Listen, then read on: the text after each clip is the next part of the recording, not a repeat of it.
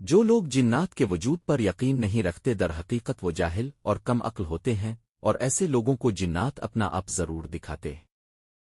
عروج کی طرف جاتے ہوئے راستے میں پھولوں کے بیج پھینکنے چاہیے، زوال کا سفر پر سکون رہے گا، اگر کانٹے بچھا کر جائیں گے واپسی پر خار دی جھاڑیاں ملیں گی، اور واپسی کا سفر تو ہر صورت طے کرنا ہوتا ہے۔ ہماری زندگی میں بے شمار واقعات رونما ہوتے ہیں جن کو لاکھ کوشش کے باوجود ہم بھلا نہیں پاتے، ایسا ہی ایک ناقابل فراموش واقعہ اب قارئین کے لیے بیان کر رہی ہوں جو امید ہے آپ کو مدتوں یاد رہے گا۔ ایسے واقعات لکھنے کا مقصد یہ ہوتا ہے کہ شاید کوئی نصیحت پکڑے اور لکھنے کا حق ادا ہو جائے۔ ماموں یونس 4 بہن بھائیوں میں سب سے بڑے تھے، انہوں نے میٹرک تک تعلیم حاصل کر رکھی تھی، باقی بہن بھائی ان پڑھ تھے۔ گاؤں کے لوگ ماموں کو چودھری کہتے تھے، علاقے میں بھی ان کا کافی اثر ورسوخ تھا۔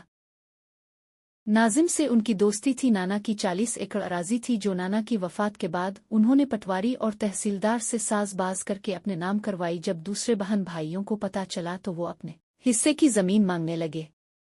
ماموں نے زمین دینے سے انکار کر دیا اور کہا، والد صاحب نے مرنے سے پہلے ہی زمین میرے نام کرا دی تھی۔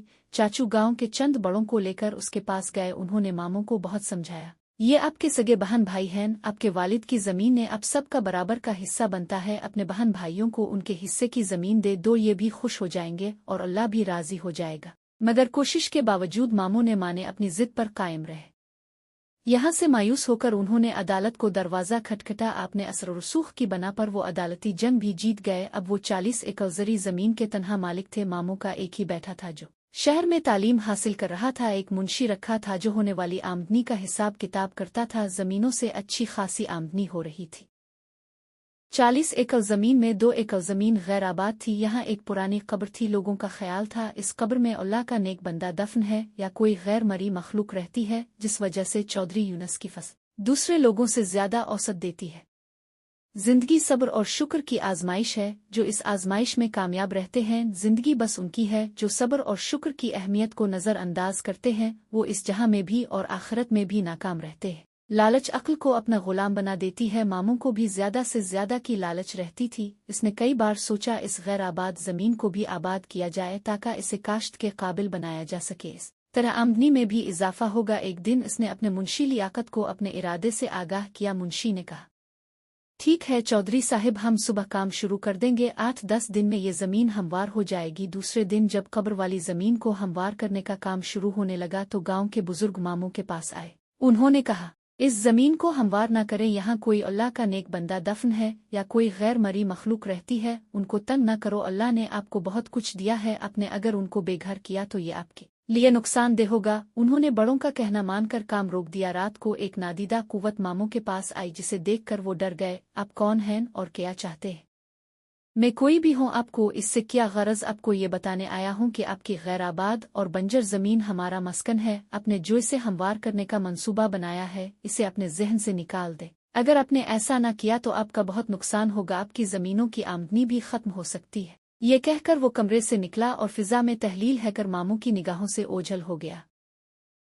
صبح ماموں نے منشی کو اپنے پاس بلوایا، رات والا واقعہ سنایا اور قبر والی زمین کو ہموار کرنے سے منع کر دیا۔ وقت گزرتا رہا، ایک دن ماموں کو فالج کا اٹیک ہوا، وہ بستر کے ہو کر رہ گئے۔ زمینوں کی دیکھ بھال اب ان کے بس کا کام نہیں تھا، لہٰذا ان کا بیٹا حارث تعلیم ادھوری چھوڑ کر واپس گاؤں آ گیا۔ اب وہ زمینوں کی نگرانی کرتا، اپنے باپ کی طرح حارث نے بھی غیر آباد زمین کو ہموار کر کے اسے قابل کاشت بنانے کا ارادہ کر لیا۔ اس سلسلے میں جب اس نے منشی سے بات کی تو اس نے کہا، پہلے بڑے چودھری سے بات کر لیں، انہوں نے یہ زمین آباد کرنے سے منع کیا ہے۔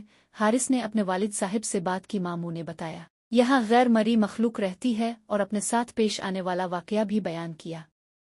یہ جن بھوت والی باتیں سب جھوٹی ہوتی ہیں، ان کا حقیقت سے کوئی تعلق نہیں ہوتا۔ ہم نے اپنی زمین آباد کرنی ہے، کسی کی زمین پر قبضہ تو نہیں کر رہے جو ہمارا نقصان ہوگا۔ اگر یہ نادیدہ قوتیں جن بھوت وغیرہ رہتے ہیں تو وہ کہیں دوسری جگہ جا کر آباد ہو جائیں گی۔ حارث کی باتیں سن کر ماموں پریشان ہو گئے، انہوں نے اپنے بیٹے کو بہت سمجھایا مگر وہ نہ سمجھا۔ منشی نے بھی اس کا حوصلہ بڑھایا، پھر جیسے ہی ٹریکٹروں نے کام شروع کیا، مغرب کی طرف سے کالی گھٹا اٹھی، دیکھتے ہی دیکھتے اس نے پورے گاؤں کو اپنی لپیٹ میں لے لیا۔ ہم طرف گرد و غبار اور اندھیرا چھانے لگا۔ اس طوفان سے صرف مسجد محفوظ تھی، پھر قبر والی جگہ پر زوردار دھماکہ ہوا، کام کرنے والے ٹریکٹر قلا باز کھاتے خوش پتوں کی طرح دور جا کر گرے۔ یہی حال ڈرائیوروں اور کام کرنے والے مزدوروں کا تھا۔ हम आज किसी को नहीं छोड़ेंगे, हम तुम्हारा नाम और निशान मिटा देंगे। तुमने हमारा आराम और सुकून बर्बाद किया, हमारे बच्चों को मारा, हम तुम्हारी नस्ल को मार डालेंगे। ये आवाज़ें इस कदर खौफनाक और करख्त थीं कि हर जी रूह को खौफ आने लगा। हर तरफ आह वबकार और क़यामत सुगूर बरपा थी। एक नादीदा कुव्वत हारिस को उठाकर छत तक ले गई और फिर एकदम ही छोड़ दिया। वो देर से फर्श पर कमर के बिल गिरा। इसको काफ़ी चोटें आईं। भला हो इस मुअज्जिन का जिसने अल्लाह अकबर कहकर जोहर की अजान शुरू की। अजान के कलिमात सुनते ही हर तरफ सुकून हो गया। गांव के लोग मस्जिद की तरफ दौड़े। मस्जिद का सहन ज्यादा वसी नहीं था कि गांव के सारे लोग इसमें समा जाते। लोग इमाम मस्जिद से दुआ की अपील करने लगे। इमाम मस्जिद ने दुआ कराई, ए मखलूक खुदा, उन गरीब लोगों का तो कोई कसूर नहीं। ये चौधरी के यहाँ मजदूरी करके अपना और बच्चों का पेट पालते हैं। आज भी ये लोग वहाँ मजदूरी करने गए थे। ये लोग आपकी बस्ती से बेखबर थे। अनजाने में जो गलती कर बैठे हैं, इस गलती की मुआफ़ी चाहते हैं। हो सके तो चौधरी साहिब को भी मुआफ़ कर दें। ये सब शर्मिंदा हैं, आइंदा कभी आपको बस्ती की तरफ नहीं जाएंगे। फिर अचानक सफ़ेद लिबास पीने एक बुजुर्ग सामने आए।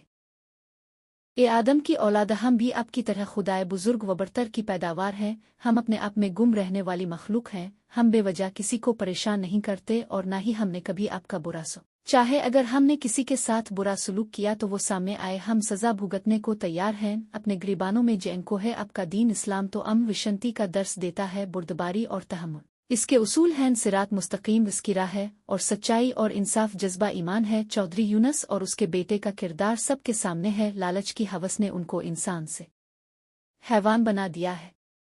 झूठी शान और शौकत बढ़ाने के लिए उन्होंने अपनों का हक मारा है। बहन भाइयों की जिंदगी अजाब बना दी। जाओ, हमने तुम्हें मुआफ़ किया, फिर कभी भूल कर भी हमारी बस्ती की तरफ मत आना। दोबारा गलती की तो हम मुआफ़ नहीं करेंगे। याद रखो, इस वक्त हम खौफ खुदा से आप लोगों को मुआफ़ कर रहे हैं, मगर चौधरी यूनुस और उसके बेटे को कभी मुआफ़ नहीं करेंगे। उनको हम तड़पा तड़पा कर मार देंगे। हम उनको ज़रूर सबक सिखाएंगे। उन्होंने अपनों के अरमानों का खून किया, हमारी बस्ती को गिराया। ये मुआफ़ी के हकदार नहीं। उनको मुआफ़ी इसी सूरत मिल सकती है अगर ये अपने बहन भाइयों को उनके हिस्से की ज़मीन वापस कर दें और दोबारा कभी हमारी बस्ती का रुख न करें। सब लोग गर्दनें झुकाए उन बुजुर्ग की बातें सुन रहे थे और उनकी दहशत से हर कोई कांप रहा था। अब मैं जा रहा हूं, अगर चौधरी साहिब ने हमारी बात न मानी तो हम इसको इबरत का निशान बना देंगे। वो बुजुर्ग चंद कदम पीछे की तरफ और फिर गायब हो गए। इमाम मस्जिद ने लोगों को मुखातिब किया, हमसे गलती हो गई है। इस गलती के इजाले के लिए हमें दोबारा इसी मखलूक की मिन्नत, समाजत और कब्र वाली जगह पर खैरात करना होगी। हमें हर हाल में इस मखलूक को राजी करना होगा। अगर हमने ऐसा न किया तो पूरा गांव राख का ढेर बन जाएगा। इसी वक्त गांव के हर बंदे ने अपनी हैसियत के मुताबिक इमाम मस्जिद को पैसे जमा कराए और शाम को कब्र वाली जगह पर खैरात की गई। मामू यूनुस ने अपने बहन भाइयों को वहां बलवा कर उनके हिस्से की जमीन दे दी। गांव की रौनक फिर से बहाल होने लगी, लेकिन मामू की हालत पहले से ज्यादा खराब हो चुकी थी। ऐसा महसूस हो रहा था कि मामू का आखिरी वक्त करीब आ चुका है। गांव के बड़े इयादत के लिए आते तो वो मशवरा देते, ओ चौधरी साहिब, अपने बहन भाइयों को राजी कर लो, उनसे मुआफ़ी मांग लो। बड़ों की बात मानकर मामू ने बहन भाइयों को अपने पास बुलवाया, अपने किए की मुआफ़ी मांगी। सब बहन भाइयों ने इसे मुआफ़ कर दिया। एक बार फिर जिन्नात की बस्ती में खैरात बांटी गई। लोग खैरात के चावल खा रहे थे कि एकदम एक लम्हे के लिए सब कुछ रोशन हो गया। इमाम मस्जिद ने कहा, जिन्नों ने दिल से चौधरी साहिब को मुआफ़ कर दिया है। दूसरे दिन हारिस ने अपने वालिद को शहर के एक अस्पताल में दाखिल करवा दिया। अब वो आहिस्ता आहिस्ता तंदुरुस्त होने लगे। एक माह अस्पताल में रहने के बाद वो घर आ गए। मामू अब मुकम्मल तौर पर सेहतयाब हो चुके थे।